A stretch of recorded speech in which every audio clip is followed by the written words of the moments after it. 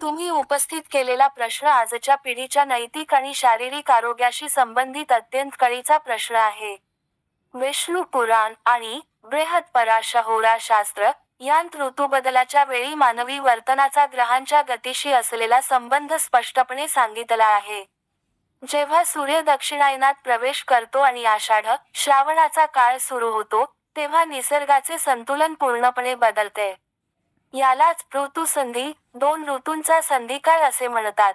एक, शास्त्र काय सांगते? विष्णू पुराणात सृष्टीच्या चक्राचे वर्णन करताना काळाला भगवंताचे रूप मानले आहे.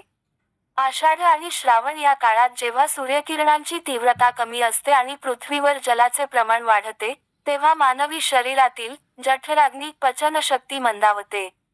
पराशर ऋषींच्या सिद्धांतानुसार ऋतौ विपरीताया तु व्याधयः प्रभवन्ति च नियमोल्लंघनाद यस्मात् तत्त्वहानिः प्रजायते. अर्थ, जर ऋतूच्या नियमांचे उल्लंघन केले तर व्याधी रोग निर्माण होतात आणि नियमांचे उल्लंघन केल्यामुळे मानवी तत्त्वहानी शारीरिक आणि मानसिक पतन होते. 2. गटारी अमावस्येबद्दलचा दृष्टिकोन. गटारी साजरी करणे हा आधुनिक काळातील एक असा प्रघात आहे, जो आपल्या पूर्वजांच्या मूळ उद्देशाच्या अगदी उलट आहे. आषाढ अमावास्येला दीप अमावस्या किंवा दिवे लागणीचा उत्सव साजरा केला जातो, ज्याचा अर्थ असा आहे की बाहेर अंधार असताना आपण ज्ञानाचा आणि भक्तीचा दिवा प्रज्वलित करावा. मात्र आजच्या काळात गटारीच्या नावाखाली जो मांसाहार आणि मद्यपानाचा अतिरेक केला जातो, त्यामागील विज्ञान असे आहे. पचनसंस्थेवर आघात. मंद जठराग्नी असताना मांसाहार आणि मद्य सेवन करणे म्हणजे शरीरातील विषारी द्रव्ये टॉक्सिन्स वाढवणे होय.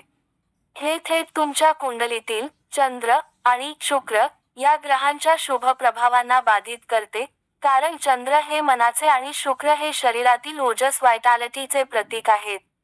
मानसिक अस्थिरता. अशा तमो गुणी आहारामुळे मन चंचल होते आणि ध्यान किंवा आध्यात्मिक प्रगतीसाठी आवश्यक असलेली एकाग्रता नष्ट होते. 3.